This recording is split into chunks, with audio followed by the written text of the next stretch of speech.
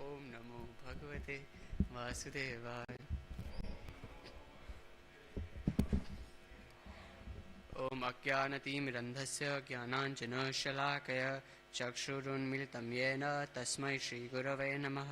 श्रीचैतन्यमनोभीष्टं स्थापितं येन भूतले स्वयं रूप कदा मह्यं ददाति स्वपदान्तिकं। वन्देऽहं श्रीगुरो श्रीयुतापदकमलं श्रीगुरो वैष्णवांश्च श्रीरूपं साग्रजातं सहगणरघुनाथान्वितं तं सजीवं साद्वैतं सावधूतं परिजनसहितं कृष्णचैतन्यदेवं श्रीराधाकृष्णपादां सहगणललिता श्रीविशाखान्वितांश्च। हे कृष्ण करुणा सिन्धो दीनबन्धो जगत्पते गोपेश गोपिकान्त राधाकान्त नमोस्तुते। तप्तकाञ्चन गौराङ्गी श्रीराधे वृन्दावनेश्वरी वृषभानुसुते देवी प्रणमामि हरिप्रिये। वाञ्छाकल्पतरुभ्यश्च कृपा सिन्धुभ्य एव च पतितानां पावनेभ्यो वैष्णवेभ्यो नमो नमः। जय श्री कृष्ण चैतन्य प्रभु नित्यानंद श्री अद्वैत गदाधार श्रीवासदि गौरभक्तवृंद। हरे Krishna Krishna Krishna Hare Hare Hare Ram Ram Ram Hare Hare.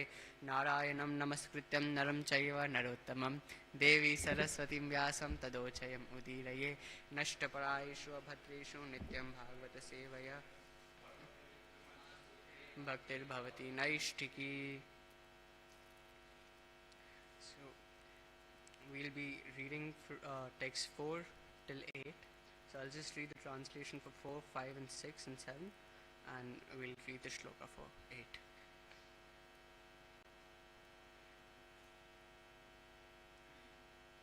The sage Maitreya said, I was asked to read from 8. So should I just read 4 then? No, we'll just read 4 then.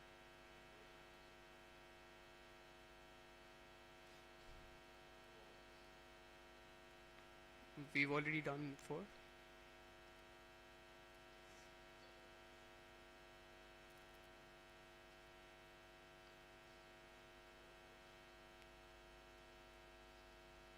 Which verse did we cover yesterday?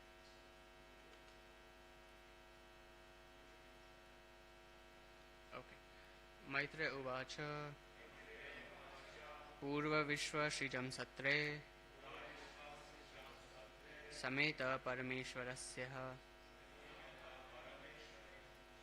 ततामार गुणा सर्वे सानुगमनयो ज्ञः। मैत्रेय उवाच पूर्वविश्वसृजं सत्रे समेत परमाश्रय तथा मारा गणा सर्वे सानुगमनयोज्ञः। मैत्रेय उवाच पूर्वविश्वसृजं सत्रे समेत परमाश्रय तथा मारा गणा सर्वे सानुगमनयोज्ञः।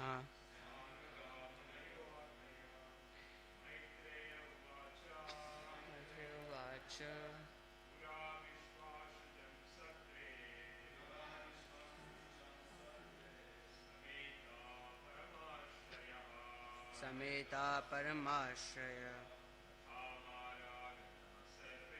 तथा मारग्न्यः सर्वे सानुगमनयोज्ञः। मैत्रेय उवाच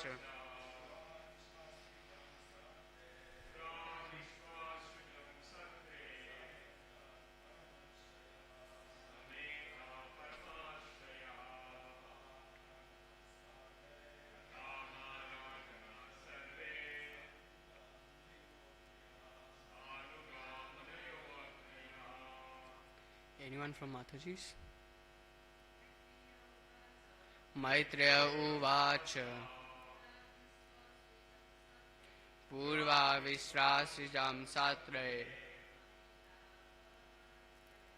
Sameta Paramashaya.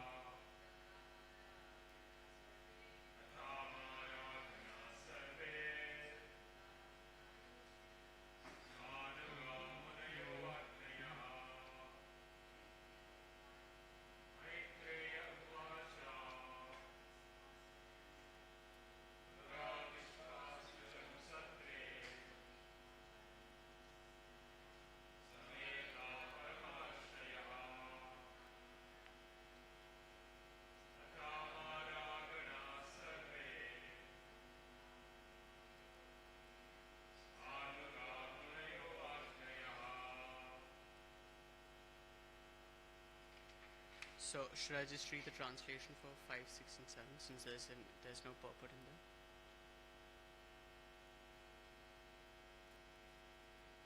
So when the sage Maitreya Uvacha, the sage Maitreya said, Purva, formerly at the time of Swayambhuva Manu, Vishwasrijam, of the creators of the universe, Satre, at a time at a sacrifice, Sameta were assembled, Parama Rashaya, the great sages, Tatha and also, Amara Ganaha, the demigods, Sarva all, Sa Anugaha, along with their followers, Munayaha, the philosophers, Agneha, the fire gods. The sage Maitreya said, in a former time, the leaders of the universal creation performed a great sacrifice, in which all great sages, philosophers, demigods, and fire gods assembled with their followers. Upon being asked by Vidura, the sage Maitreya began to explain the cause of misunderstanding between Lord Shiva and Daksha, because of which the goddess Sati gave up her body. Thus begins the history of great sacrifice performed by the leaders of the universal creation, namely Marichi, Daksha, and Vashishta. These great personalities arranged for a great sacrifice, for which demigods like Indra and the fire gods assembled with their followers. Lord Brahma and Lord Shiva were also present there. When Daksha, the leader of the Prajapatis, entered that assembly, his personal body luster, as bright as the effulgence of the sun, the entire assembly was illuminated, and all the assembled personalities became insignificant in his presence. Daksha was adequately welcomed by the. Influenced by his personal bodily luster, all the fire gods and other participants in that great assembly, with their exceptions of Lord Brahma and Lord Shiva, gave up their sitting places and stood in respect for Daksha. Daksha was adequately welcomed by the president of the great assembly. Lord Brahma, after offering Lord Brahma respects, Daksha, by the order of Brahma, properly took his seat.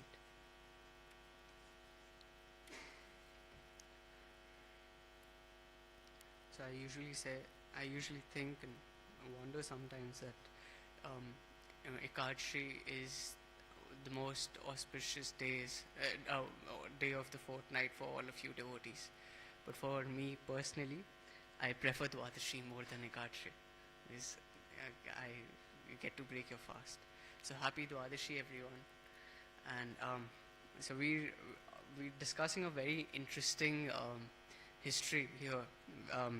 The story of Daksha and how he's also a devotee, but he's teaching through his example that when you offend devotees, what repercussions one has to go through. And just before the class, I just clarified and asked Ishwar Prabhu about who. So in Bhagavatam, there's a mention of how bhakti is done in Satagun, Rajagun, and Tamagun. So the example of how bhakti is done in Tamagun, or bhakti was done in Tamagun, the example is Prajapati Daksha. And how it's done in Rajagun, the example is Dhruva.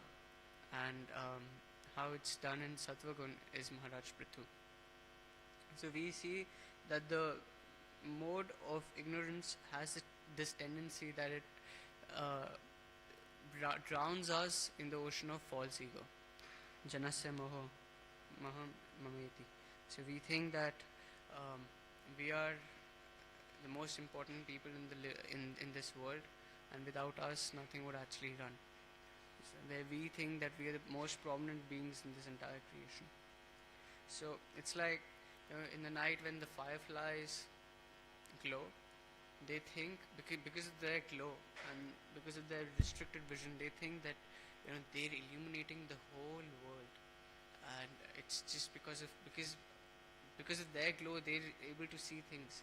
But when you know when dawn starts and when it's morning time, they realize their insignificance, and they see that we just a tiny decimal, but uh, in front of the sun, which actually illuminates the entire creation.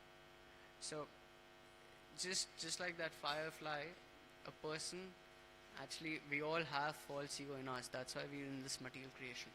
So everyone, so the false ego in us actually makes us think that we're the most important living entities in this world, and we think without us the world wouldn't run.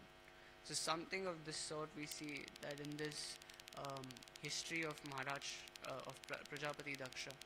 He comes to this sacrifice, and he's demanding respect, and he expects everyone to stand up and bow down in front of him, offer him respects by getting up from his seat.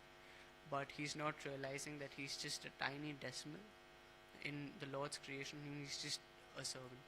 When we forget our position as our constitutional position as a servant of the Lord and start acting as masters, that is when the false ego is distinctively visible in us. So even Krishna says in Gita, Prakrite kriyamanani gunakarmani sarvasha ahankara vimuratma karta ahamiti manyate. The spirit soul, bewildered by the influence of false ego, thinks himself the doer of activities that are actually carried out by the three modes of material nature. But actually, a devotee of in the caliber of Satogun realizes that it is Krishna who is the doer. He never wants to take credit for anything, and he always wants to give the credit to his superiors and to Krishna. It's like if you, and there are two types of mentalities. If you throw a bone in front of a dog, the dog will chew upon the bone. But if you throw a bone in front of a lion, the lion won't look at the bone. It'll look at you, because that is the lion mentality which we devotees should have. When problems or when respect, both, when a person should be equal in suffering and happiness both. So when the problem is thrown on us, or when appreciation or happiness is thrown on us, we should not be like dogs and look at the happiness, or look at this distress thrown at us, and we should not see that this is something which I have done, but we should look at the person who has thrown the bone. That's what the lion does. He sees that the bone has been thrown by the person, and he wants to eat that person. So similarly, the devotees think that when appreciation is thrown at them, they don't chew upon the appreciation.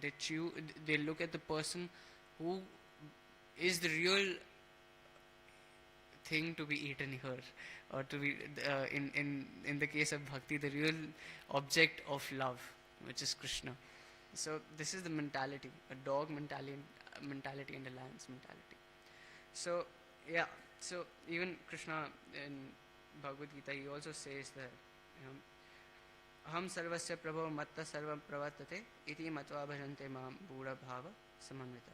The person who thinks me to be the doer, Krishna says that a person who thinks Krishna to be the doer is what a definition of a devotee is. Iti matva bhajante mam bhura bhava samanvita.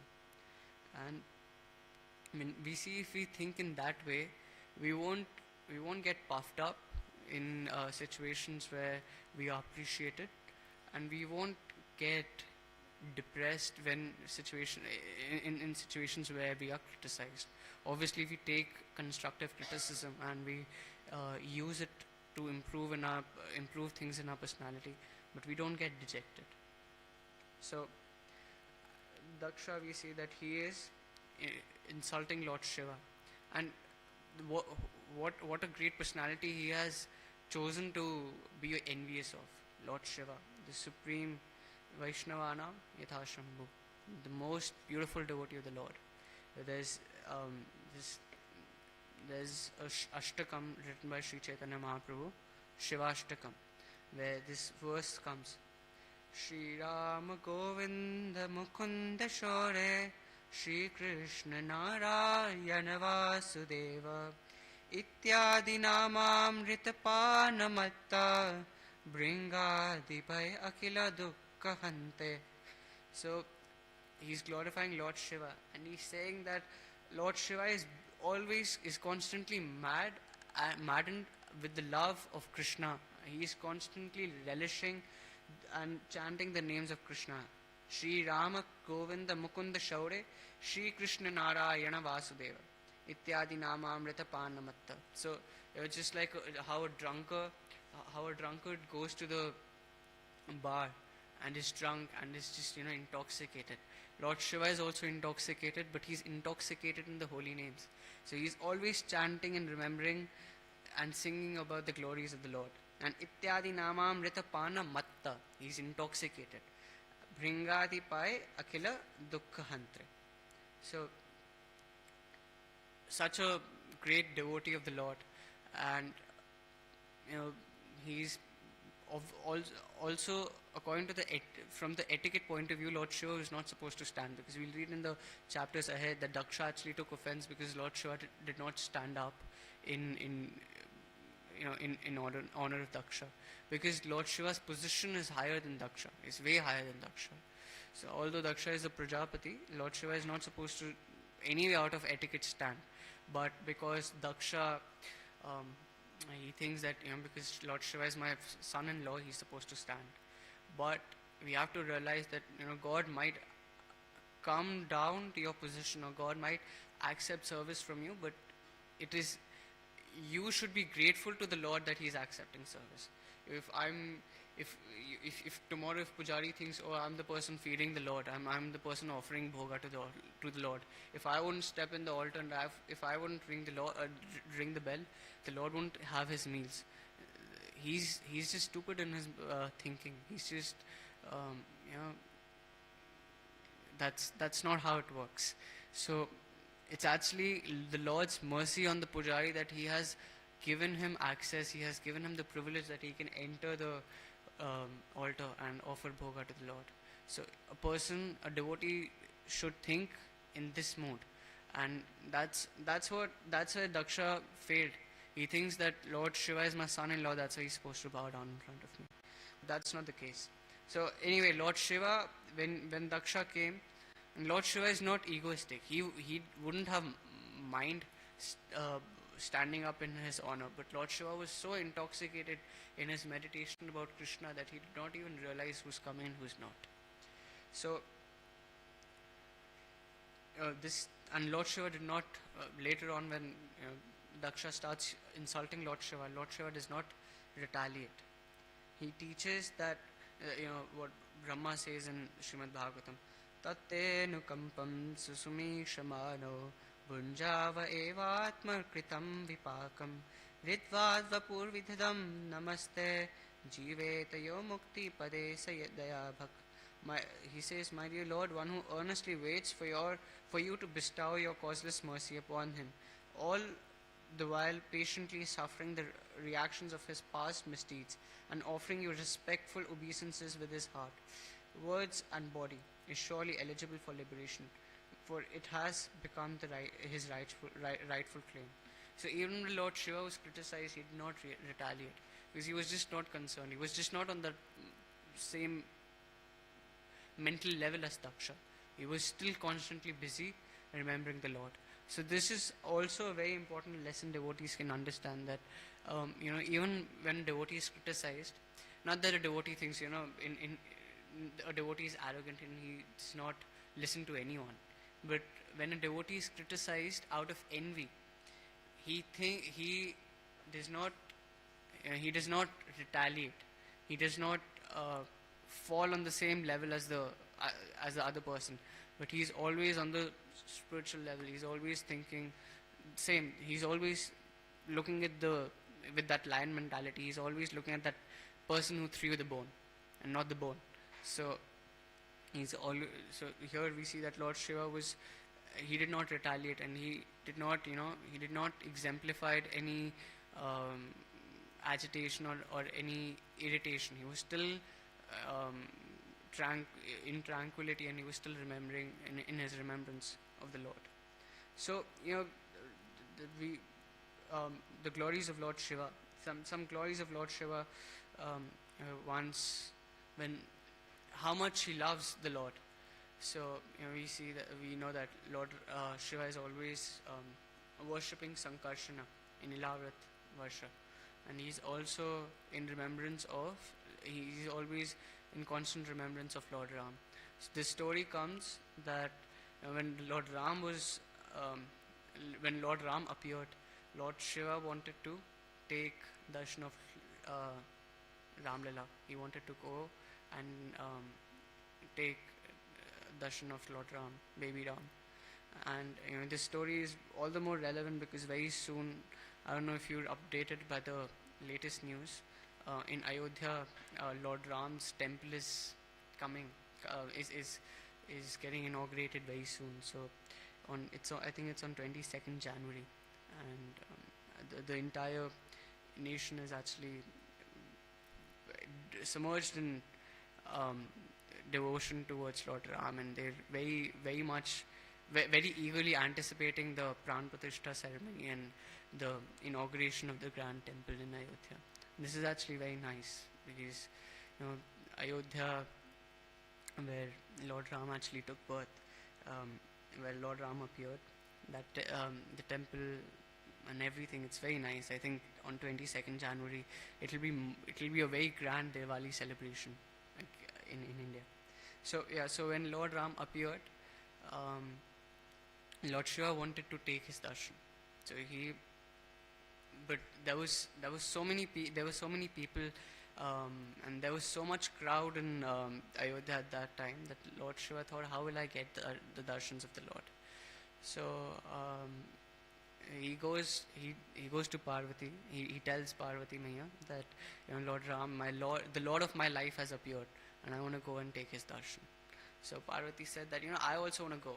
Lord Shiva starts thinking, I am myself perplexed if I get darshan or not. If she comes, it's possible that they might not let me in, or it'll be an added responsibility. So Lord Shiva said that what, I think I won't go. It's too much crowd. I won't go right now. I'll go some other time. And he says that, and that's the end of the conversation there. And then Lord Shiva, they disperse, and then Lord Shiva goes to Ganesha and he tells him that, see, I'm going to Ayodhya. Don't tell Parvati, don't tell your mother that I'm going to Ayodhya. When I come back from Ayodhya, all the sweets I'll get from Ayodhya, the sweets which will be distributed because Lord Ram has appeared, I'll give all those sweets to you. So don't tell Parvati Maya that I'm gone to, I'm off to Ayodhya. So Lord Ganesha says, okay. So he goes to Ayodhya, and he's thinking how he'll get the darshan of the Lord, because he can't go in his actual form. So he thinks and he Kak Bhushandi, Kak Bhushandi is a crow who told Ramayana to Garuda, and he's a very great devotee of Lord Ram. So Kak Bhushandi and Lord Shiva together, they go to Ayodhya, and they disguise themselves as Lord Shiva disguises himself as an astrologer, and Kak Bhushandi disguises himself as his assistant. So they both go to Ayodhya, and they're there on the door of the palace, and from a distance the palace looked like that the palace was made of people, because there were so many people flocking around the palace just to have one glimpse of baby Ram. Right now, even we during Janmashtami festival, we see so much crowd, and if this is the crowd in Kali Yuga in a country like Australia, imagine the crowd which would be in Treta Yuga when Lord Ram himself appeared. the palace looked like the palace was made of people. So people were literally, jumping over the towers and everywhere. They were just wanting to have a glimpse of Lord Ram. So Lord Shiva thought, no way I can get darshan of Lord Ram like that. So he thought what I should do. So he goes to the bank of River Sarayu, and he's meditating on Lord Ram, and he's crying and he's weeping. He's saying, "Oh my Lord, I want to have your darshan. I want to have I would just want to behold the beautiful form of yours. Please, Lord Ram, please, please, I just want to look at your beautiful face." And he's crying like that, and Kagbushandi and Lord Shiva, they just, you know, they just intoxicated in imagining and in remembering how beautiful that baby-like form of Lord Ram would be. So back in Ayodhya, the Lord, Ramante Yogino Anante Satyananda Chidatmani, the Lord is always dwelling in the hearts of the yogis, and Lord Shiva is the greatest yogi. So uh, Lord Ram realizes that Lord Shiva is actually wanting to have his darshan, and he's feeling that separation. So Lord Ram starts crying. It's very similar to how to when Lord Shiva went to Gokul to have darshan of Krishna. So he's crying. Lord Ram starts to cry, and he wouldn't stop. So Kaushalya, Mai, Sumitra, Kekai, all of them wondered what happened to baby Ram. So they said that he was fine two minutes ago. Now he's crying and he won't stop. They tried everything. They tried showing him the toy. They tried maybe Ram is hungry. They tried feeding Ram, but he just wouldn't stop crying. And back there in Kailash, Parvati, it's time for lunch, so she calls everyone. She asks Ganesha, "Where is your dad?" And Ganesha says, "Oh, I don't know, Maya." And then Parvati Maya thinks, okay, there's something suspicious. She says, "If you tell me, I made special modaks for you today, by the way. So if you tell me, I can give you some." So Ganesha, we know how Ganesha loves modaks. So Ganesha tells, "Oh, actually, Dad has gone to Ayodhya to witness Lord Ram's birth." So Parvati Maya says, "Oh, without me? Okay." So Parvati Maya goes, she disguises herself as a toy seller. So she goes to the palace, and she says, somehow she manages to meet Kaushalya, Sumitra and Kekai.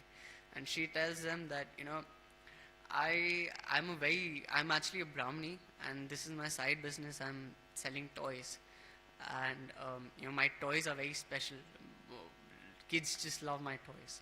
So Kaushalya, Kekai and Sumitra, they buy a lot of toys from that toy seller, and then they say that, how much are the toys worth for? So Parvati said that, "I don't want any money out of this.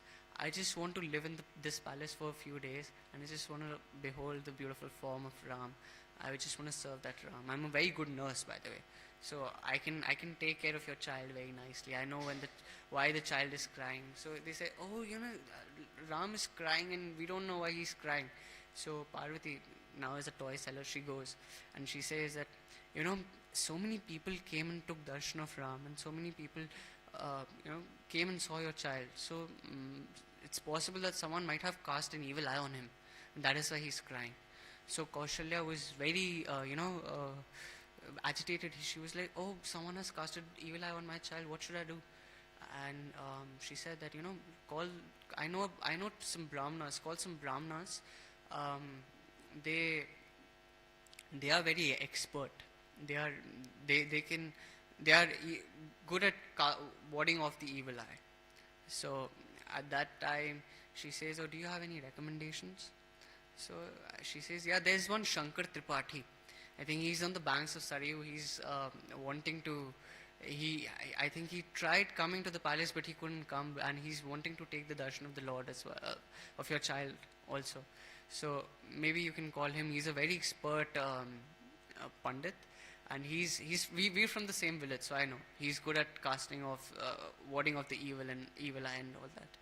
So then Shankar Tripathi, Lord Shiva, gets summoned, and he comes, and Parvati from behind is saying, "See, you didn't want to take me along. If I wouldn't have been here today, you wouldn't have got the darshan of the Lord. So Lord Shiva came, and when he saw the baby form of Lord Ram, he, you can imagine what feelings and what emotions Lord Shiva would go through. Lord Ram is the worshipable Lord of Lord Shiva. Rama Rama Rameti Rame Rame Manorame Sahasranama Tattulyam Rama Nama Varanani. So he's always chanting the names of Lord Ram, and when he sees the beautiful form of Lord Ram, the childlike form of Ram with sudol hands and sudol feet, and the calm expressions.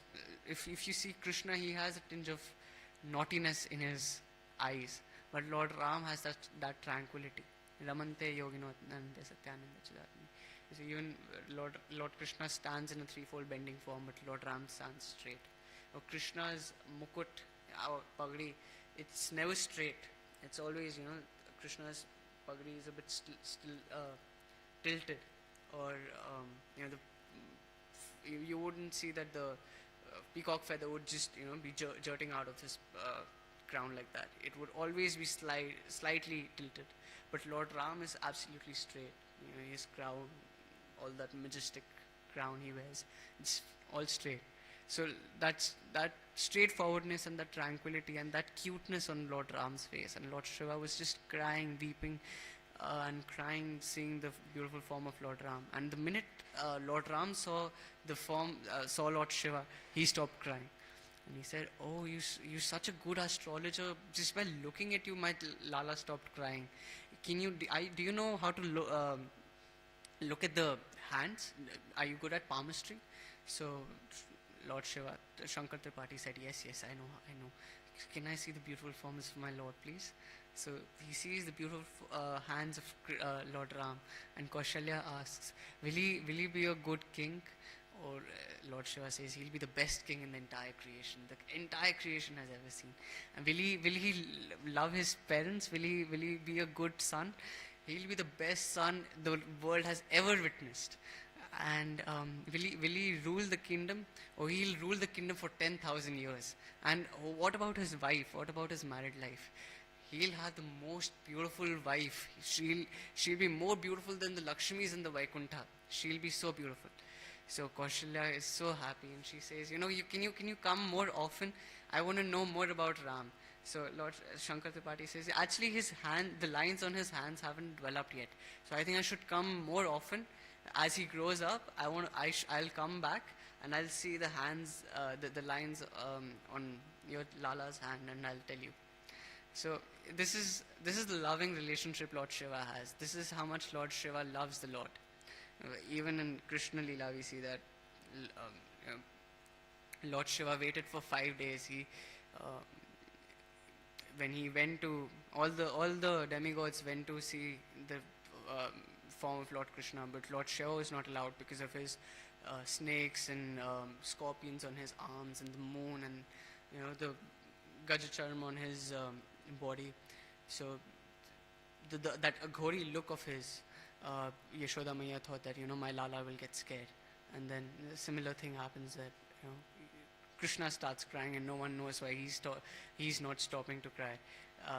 So they say that you must have that Aghori who just came. He must have done some jadoo tona, or he must have done something. Call him, and he'll do something. So he's called, and somewhere it said that Krishna cries because he wants to look at the moon. And he says, "Oh, Lord Shiva has the moon, so call Lord Shiva, call that Aghori." And Lord Shiva comes, and when Krishna sees him, Lord Shiva starts crying, Lord Krishna stops crying, and that beautiful relationship between Lord Krishna and Lord Shiva. So that's how much Lord Shiva loves the Lord. And when we see that, when Daksha is actually insulting Lord Shiva, he's insulting the greatest devotee of the Lord. This is a person who loves the Lord so much. And naturally we see in due course of time, as the history will progress, that it is Daksha meets his fate, and he gets humbled. So this is the nature of false ego is such that it makes you feel that you're the most important element in the world, and you're supposed to be regarded, and you're supposed to be respected. But the story really teaches us something. And what we can, another lesson we can learn from this is that even if something, when seeing Lord Shiva's reaction, that even when something's thrown at you, you don't always have to give a sudden reaction to it. You can react. You don't have to react to it, but you should respond to it. So it's like if someone throws something at you, you, you would definitely get offended. But what if that something is a chunk of gold? You would say, throw 2, 3 more. So, on this, because you won't see, you obviously will feel the pain, but you'll see what's thrown at you. It's something very valuable, so you want to have that. So this story comes in Radha Govind Das Goswami Maharaj's lecture I was listening to last night, and this is a very funny story he narrates on something on this line. So the story is that Maharaj is telling this story that one of the devotees he knew. So he was going to his in-laws' place. So he was going to his in-laws' place, and on his way, there was one more person who joined him, who was addicted to consuming tobacco. You know what tobacco is? You chew something in India. It's very common. People chew tobacco. So he was chewing tobacco. So before chewing tobacco, he would always ask this devotee that, can I have my thing? So this devotee what would he say? He would say, yes, do your thing. And so this devotee's name is Ram Sham Sharan Prabhu. He's an ISKCON devotee. He's still there. So he was going and he was having this tilaka and Hare Krishna chadar and kanthi and everything. On the way, a father and a daughter met these two people. So on the way, these people met, and he had heard that in this region there lives an Udaka. An Udaka is a person who actually sacrifices humans to goddess Kali. So he thought. So he had this notion that in this region an Udaka lives. I think in English we call them Woodka or something. I don't know. So he basically a human sacrificer. So this person who was addicted to tobacco, he asks in Bhojpuri, "Kab ho? Ab aapan wali kari na?" So it means, can I do my thing? Can I eat my tobacco?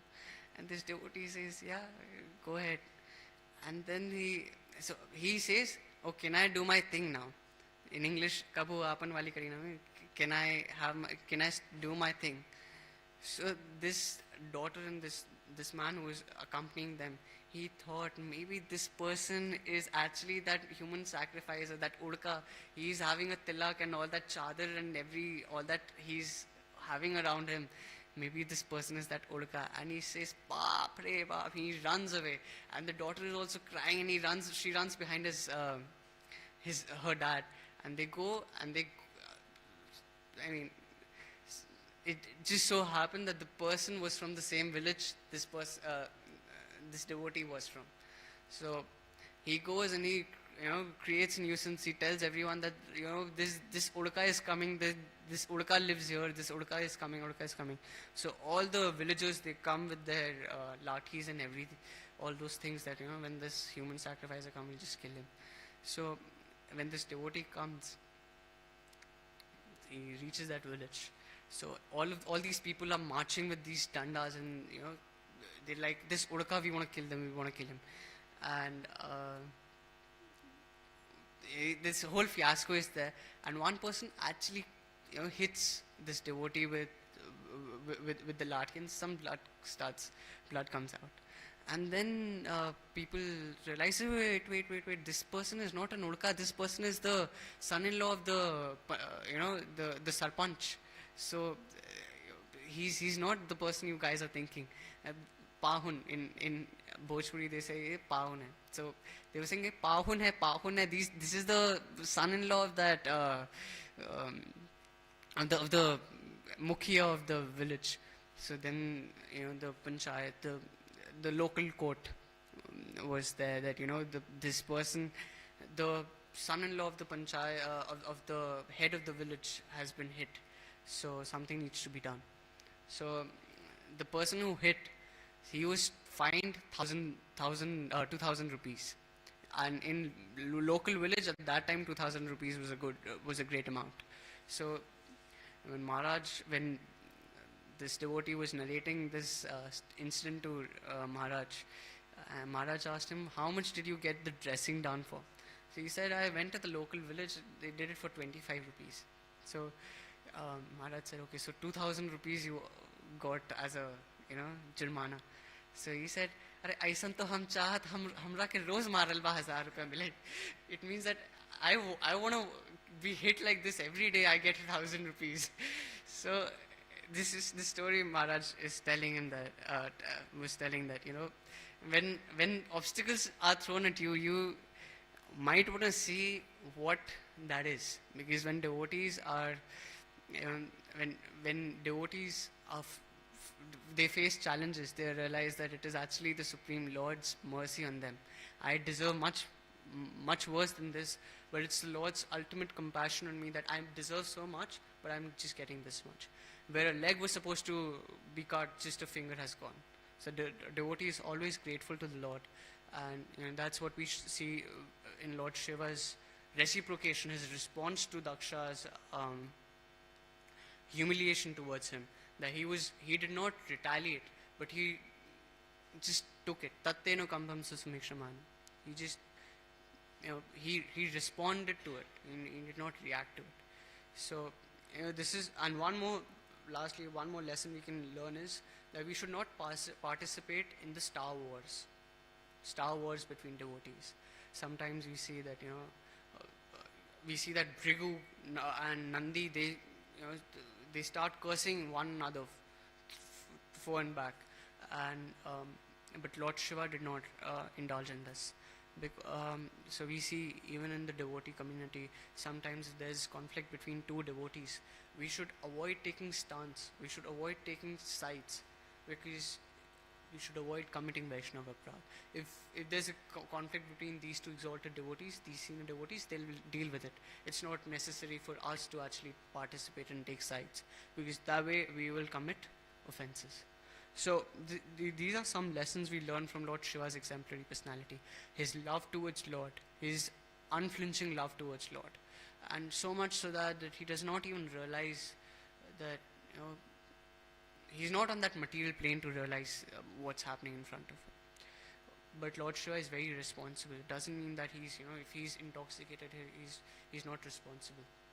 We see that the pastime where the whole halal wish was consumed by Lord Shiva. For the welfare of the for the entire creation, Lord Shiva consumed the entire halal wish which came out of the Samudra Manthan. And that's being responsible.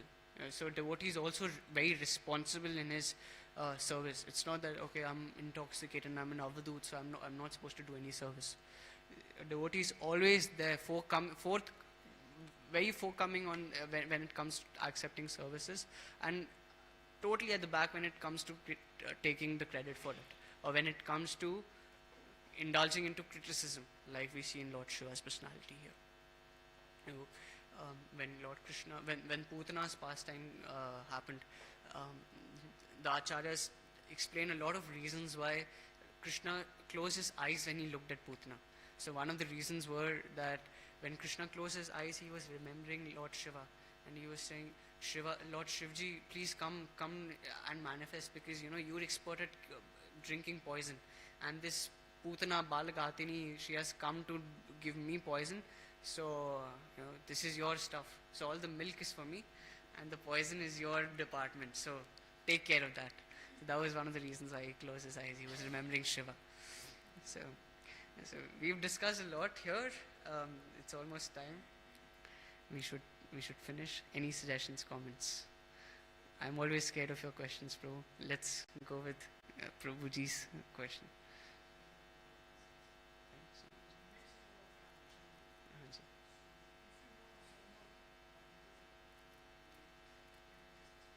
Sure, Prabhu. Can I just listen to his, and then we can detail it? Yes.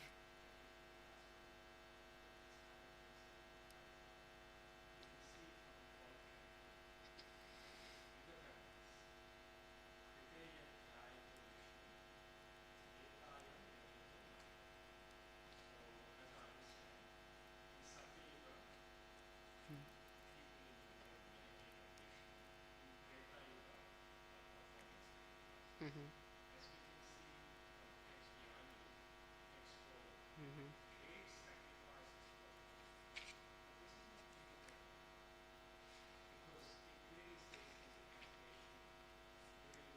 See, if we, if we go with this logic, we're not supposed to have deity worship here either. It's the Yuga Dharma of Dwapar Yuga. Harinam is the Yuga Dharma. So, he, see, Lord Shiva was there. He was expert in meditating on the Lord. So it was not when we talk about Yoga Dharmas, it's not that okay only this process exists there, it and the other processes weren't introduced. Other processes were also there, but this process was the main thing. Even when we in ISKCON we we have exemplary standards for deity worship, but we stress more on 16 rounds. You know, only Brahmin initiated disciples can actually enter the altar, but everyone is asked to chant as much as they can because that is the Yoga Dharma. So similarly, even in those times there were deities because we've got deities who were there even before Satyuga. Lord Ranganatha's deity was in the Satyaloka. Brahma used to worship, and then it was handed over. I think it was handed over to the Raghuvamsha, and then Lord Ram used to also he would also worship the deity, but then during Lord Ram's time, Treta Yuga, the Yuga Dharma is Yagyas. Why is he performing deity worship to Lord Ranganatha? So all these processes were always there, but it was just that this particular process was supposed to be emphasized on. That was the main process. Just like how, am I right, Ishwar Prabhu?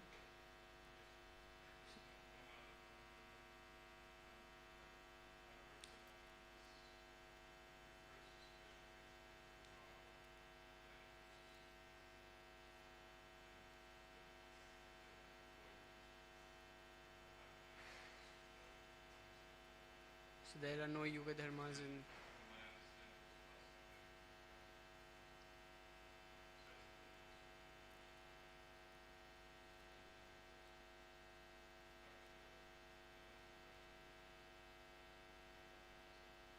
I think I'm not sure because I did not read this, but I think this sacrifice happened in Swarga. I'm not sure. I can confirm. So this sacrifice was not. I knew that this sacrifice did not happen on this plane. But even if it happened, all four yoga dharmas existed all the time. In fact, Jeev Goswami. This is because we've got time. I'll just Jeev Goswami, when he was a child, he would ask his mother that, Maya, in which yuga Krishna was born. So Jeev Goswami's mother would say Dwapar Yuga. So he said that no, I think it was Satya Yuga. So Jeev Goswami's mother said no, it was Dwapar Yuga, my child. So he said no, it was Satya Yuga. So she says, why do you say this? So he said that because when Krishna was born, everyone was meditating on the Lord, and the Yuga Dharma for Satya Yuga is meditation. So by that logic, it was actually Satya Yuga. So the mother was maybe Krishna was born in Satya Yuga, and then Jiva Goswami says no, I think he was born in Treta Yuga. So the mother says, why was he born in Treta Yuga? So when Krishna was born, Nand Maharaj had so many sacrifices and so many yagya kundas were installed and so much sacrifices were happening.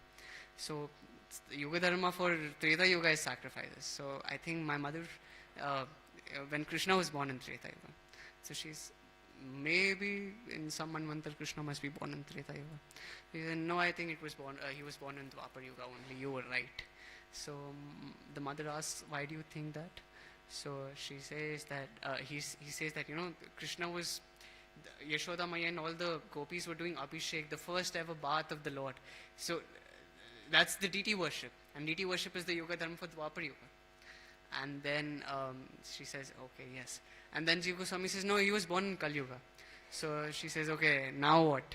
So he says that everyone was saying Nand ke Lala ki jai, Nand ke Lala ki jai, Hathi Goda Pal ki jai, Kanhaiya Lal ki, and all the Vedic mantras were chanted. So the congregational chanting of the holy names, and that is the Yuga Dharma for Kali Yuga.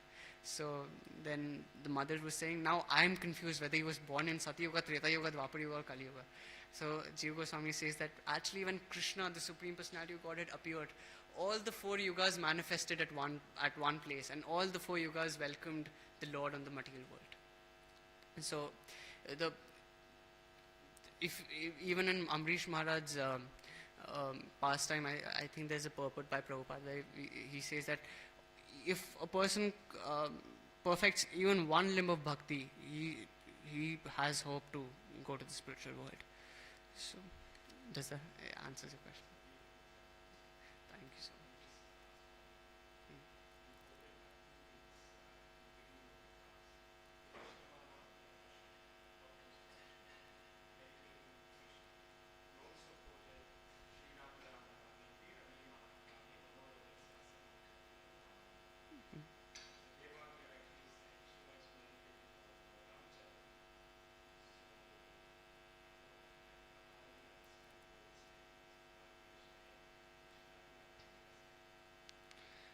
There is, when we say Krishna, Lord, we see that when Chaitanya Mahaprabhu appeared, Lord Shiva as Sadashiva and Mahavishnu merged. The Lord was equally happy to have Lord Chaitanya Mahaprabhu's advent, and he sent Shachi Mata, Sita Thakurani in taking care of the Lord. So whenever the Lord appears, he's basically any form of the Lord. Lord Shiva is jubilant. But his worshipable Lord is Lord Sankarshan. And now I'm not sure of this source, but yes, because Sankarshan, Ramadi Murti Shuklamina Yena Tishtan, when Sankarshan actually manifests ahead, he also manifests as a lot of as other incarnations, as Brahma Samhita. Am I right, Ishwar Prabhu? So, I mean, I have to check on the authenticity of what of this, but Ramadi Murti Shuklamina Yena Tishta. So, when Lord Ram is appearing, it's his worshipable Lord Sankarshan. So he's equally, and even in Shivashtakam, Chaitanya Mahaprabhu says that Sri Rama Govinda Mukunda Shaurya, Sri Krishna Narayana Vasudeva. So Sri Ram and Mukunda and Govind, any form of the Lord Shiva is jubilant to worship and greet him on his advent. So whether it's Krishna, Vishnu, Ram, Vaman, any form, Lord, the devotees find bliss in all forms and pastimes of the Lord. We worship Krishna doesn't mean that we don't worship Vaman Dev. So Lord Shiva worships Lord Ram as his Ishta Devta, but he also worships Lord Chaitanya Mahaprabhu and Lord Krishna. The example where Lord Shiva tells Gauri about Gauranga, the glories of the Gauranga Naam. So Lord Shiva was so happy propagating the chanting of Lord Chaitanya Mahaprabhu's names. About Kak-Bhushandi, there are more pastimes about Kak-Bhushandi in Ramayana, in Ramcharitamanas, where Kak-Bhushandi, it is said that it is said that Kak-Bhushandi lives for a lot of Manvantaras, and he witnesses Lord Ram's pastimes. Every time Lord Ram's pastimes happen, he witnesses. This pastime comes that when Lord Ram was a baby, small Ram Lala. So once Kaushalya Mai was trying to feed some puri to baby Ram, and at that time this crow on the tree he sees um, baby Ram. Actually, Kak Bhushandi is very fortunate because he can, whenever he wants, he can have a glimpse of baby Ram. So Kak Bhushandi, just like um, Garuda is to Vishnu, Kak Bhushandi is like to, in perspective to being a devotee. So Kak Bhushandi, he goes, he sees that Ram is having this puri, and he thinks that, oh, I'll get Mahaprasad if I and of my of my Lord, and he goes swoosh, he takes the puri from Lord Ram's hand and he goes in the sky. And then baby Ram starts crying. The crow took my puri away. The crow took my puri away. And then Kaushalya seeing this, it increases the bliss in her heart that Kije Shishu Leela. Even when Lord Ram appears, Kaushalya says that, oh Lord, I would be please have some do your childlike pastimes. So Kak Bhushandi actually increases to that pleasure, and even Kak Bhushandi gets the Mahaprasad, and he relishes these pastimes of the Lord. Even Bhuktam Maduram Suktam Maduram, even crying of the Lord is Maduram. It's not like the when a child cries in this material world, just shut up. When Lord cries, every syllable uttered out of his mouth is more more melodious than the verses in Samaveda. So next time I'll look up for more pastimes of Kak Bhushandi, and I can Hare Krishna from. Any other questions or comments, suggestions? Okay. We'll stop here. It's 9 dot. Shri Grantaraj Srimad Bhagavatam ki jai. Jagat Guru Srila Prabhupada ki jai. Shri Radha Gopinath Bhagwan ki jai. Jagannath Baladev Subhadra Mai ki jai. Gauranatai ki jai. All glories to assembled devotees.